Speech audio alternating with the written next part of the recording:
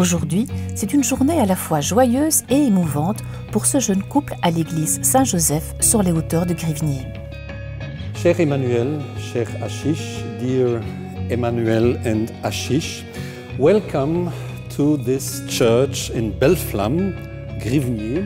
Merci pour les moments que nous avons passés ensemble. Ce n'était pas toujours facile parce que le plus souvent c'était par visioconférence.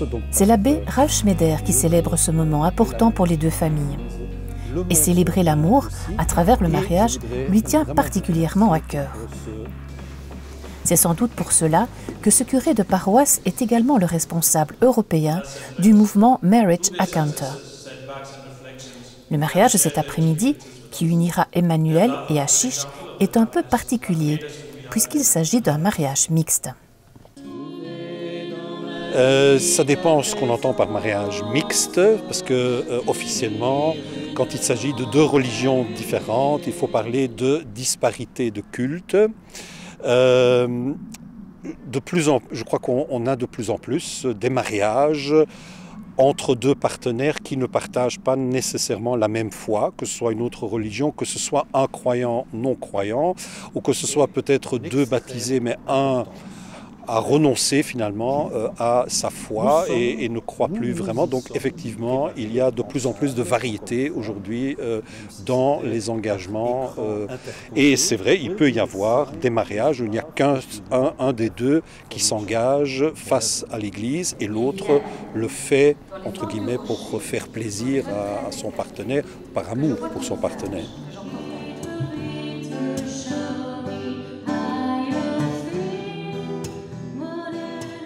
Les mariages à l'église ont-ils toujours la cote?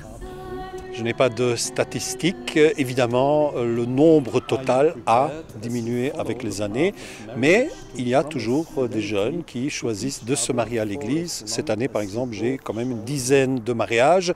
Certains qu'il a fallu reporter des années de pandémie, mais quand même, il y a encore des jeunes qui osent vraiment se lancer dans un amour pour toujours.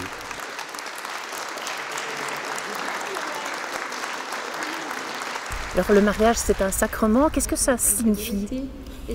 Ça veut dire un sacrement, c'est toujours un signe de Dieu. Et je crois que c'est ça que je dis en tout cas toujours aux jeunes fiancés quand je les rencontre. Ils sont appelés par leur amour qu'ils ont l'un pour l'autre à devenir signe de l'amour de Dieu pour les hommes.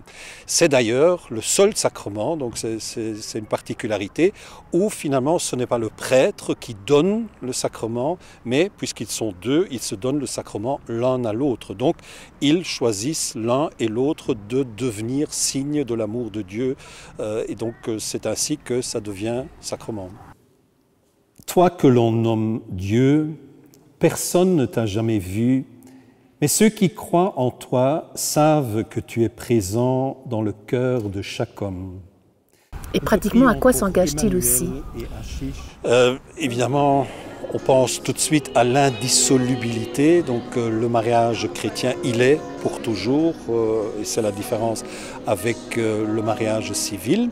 Mais il y a beaucoup d'autres choses, donc il y a aussi le fait de se donner l'un à l'autre, d'être là dans les bons et dans les mauvais jours, de s'écouter, de dialoguer, parce que là aussi pour moi, en tout cas quand on fait la préparation, je leur dis toujours, voilà, l'ingrédient le plus important pour réussir votre couple, c'est le dialogue. Et donc même si ce n'est pas dit textuellement dans les textes du sacrement, mais je crois que c'est finalement à cela qu'il s'engage avant tout. C'est d'être écoute et de se dire, de vivre une confiance l'un pour l'autre, une relation où on peut se dire tout.